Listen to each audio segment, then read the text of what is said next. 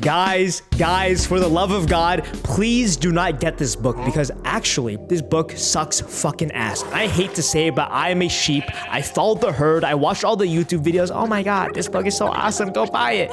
What was I expecting? The entire lesson of the entire book is the fucking title, The Subtle Art of Not Giving a Fuck. Make the guess. Make the strong assumption of what this book discussed. What? It talked about times when you should not care. And then there are other times where, well, you know, maybe you should care. Why the fuck did I read, buy this book, invest my time? Well, at the very least, I can at least shit on it and give you a better alternative that can actually give you an actual impact on your life, because today we'll be discussing about the courage to be disliked. And by the way, if you couldn't tell, the titles are very similar, except there's one key difference. One book is good. One book was written by a sophisticated Japanese man. The other book is bad, written by a moody teenager for Instagram girls. And by the way, this is not going to be a bar for bar, quote for quote, page for page comparison, because I did read these a while ago. It is all based in my head. Now, to be more specific, on page 33, there's a section titled Emotions Are Overrated. Emotions evolved for one specific purpose: to help us live and reproduce a little bit better. That's it. Their feedback mechanisms tell us that everything is either likely right or likely wrong for us. Nothing more, nothing less. I hate this book. And by the way, I do have very specific moments I want to discuss. I lied, but guess what? Every single page I took and I am about to reference, I opened the book randomly. Believe me, don't believe me, I opened this page randomly, and it's discussing about throwing away your emotions, becoming a machine, because that is the most optimized, effective way to live. I hate this narrative already. There's this guy, PayPal guy. Guys, the studies show that you must always be at a calorie deficit. I don't give a fuck. If you're tired, you're lethargic, you have no energy. If you want to live longer, you must always be at a calorie deficit. If you want to make more money, be more productive, conquer all your goals, you must remove all your emotions, be a fucking machine, because what we want is a larger number on how long I've lived, a larger number on my bank account. I fucking hate this notion of optimizing and becoming a machine, because whilst, yes, it's probably nice to be able to live to 120, I'd rather add more life to my years than the opposite. And please, I already understand this book, and Brian, that whatever the guy, Johnson, he tells you that, all right, I'm not forcing you to do this. This is just my recommendation. Same thing in this book. They tell you, oh yeah, I don't tell you to remove all your emotions, because, you know, sometimes it's important to give a fuck. They never take a full stance on any of their opinions, because guess what? In the same book, The Subtle Art of Not Giving a Fuck, he has his own dedicated section to tell you that, yeah, sometimes you should give a fuck. Why even have such a bold statement on your book if you're not going to stand by it? It's a rhetorical question, by the way, because everything they do, there's always a fail-safe. Just in case what I say becomes wrong later in the future, I have at least admitted that I do not fully support my own points. Jesus fucking Christ. A book about not giving a fuck. They really care about longevity, and fingers crossed, this book, you know, sells a lot of copies. They give a fuck. And luckily, there is something that is going to make my mood much better. The Courage to Be Disliked is the greatest book I have ever read, and I stand by that.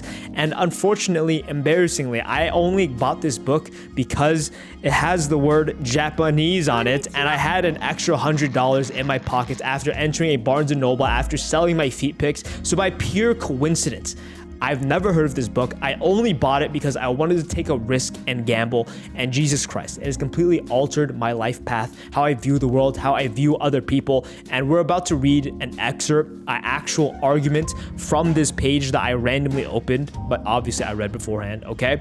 Prepare your butt cheeks. Youth. But how can you conclude that I am lying? You don't know anything about what kind of people I have around me or what kind of life I lead, do you? Philosopher. True. I don't know anything about your past, not about your parents or your elder brother either. I know only one thing. Youth. What's that? Philosopher.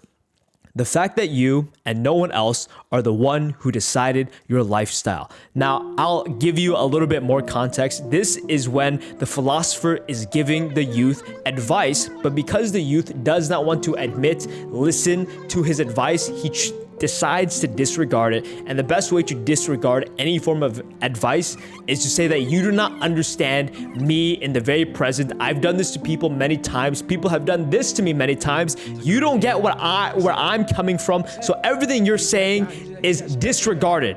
And what the philosopher tells you to believe, or not believe, but his truth is that however you're feeling right now, sad, happy, angry, any type of emotion, it is your decision. You have led yourself there. And we delve a little bit deeper into the book. There's an analogy, a moment where you're in a coffee shop, okay? I'm a worker and oh shit, I trip, fall, hot coffee all over a person.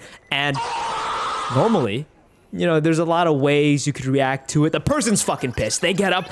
What the fuck? You spilled coffee all over my favorite shirt. What's wrong with you? The person's very angry and he has made the entire situation horrible. It's uncomfortable to hear, listen, be around. And what the philosopher tells you is that every emotion is used to get a result out of someone or something. That person decided to be angry because he wanted respect. Maybe he wanted his shirt to be cleaned and paid for, and he chose to get angry because most of his life, when he got angry, he has always gotten the result he wanted. Now we put this in a completely different context, maybe a romantic relationship. One of the partners is jealous. Why are they jealous? It's not because they feel that jealousy, but because that partner decided to be jealous because they believe that jealousy is what will get their other partner to be more loyal. You put this in every context, why I choose to feel lonely, why I am insecure. There's a reasoning behind your actions and emotions. Now, key difference between the good book and the bad book.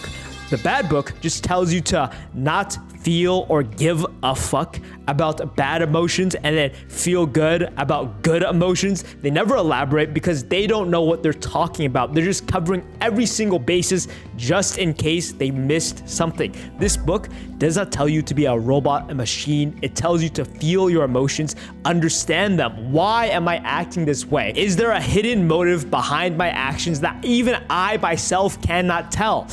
I love this book. I'm not even kidding. It has completely helped me understand myself, my feelings, my thoughts, my emotions, and everyone else's as well. Jesus Christ. And this is only such a fucking small section of the book. Please, for yourself, buy this book. There is, obviously, I'm not getting paid for this. I'll leave an Amazon link. No affiliation.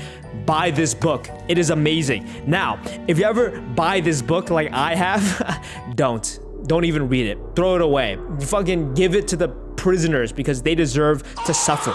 Now, here's another random page that I opened. It is at the very beginning of the book, and give it a second. In my life, I have given a fuck about many things. I've also not given a fuck about many things. And like the road not taken, it was the fucks not given that made all the difference. And now I get it. You're confused. What did you just read? What did you just say? Well, it was a whole bunch of nothing. This book is littered with yapping. If you know what yapping is, it's a bunch of waffling. If you don't know what waffling is, it is a bunch of nonsense, useless words that I just exampled right now. And I want to explain the psychology around why this book decides to swear so often and why it decides to be such a contrarian 24/7 only to take back what it says. It's because it's trying to be quirky. It's trying to hit a specific target audience where there's a subsection of people where they only do different things because that is their identity and they feel good to feel and realize that they are not a part of the herd, the sheep mentality. This book, it is actually different. It is not trying to be different for the sake of being different. This is actually a fiction book. It is between two imaginary characters where they're having a conversation and argument between each other. And then you're a fly on the wall and you get to listen to this entire conversation and learn from each side and try to pick and decide which one you believe is the correct path. Jesus Christ, I love this book. Like, subscribe, watch my second channel video where I do everything like this except I upload daily, so there's no editing involved. Peace, toodly-doo.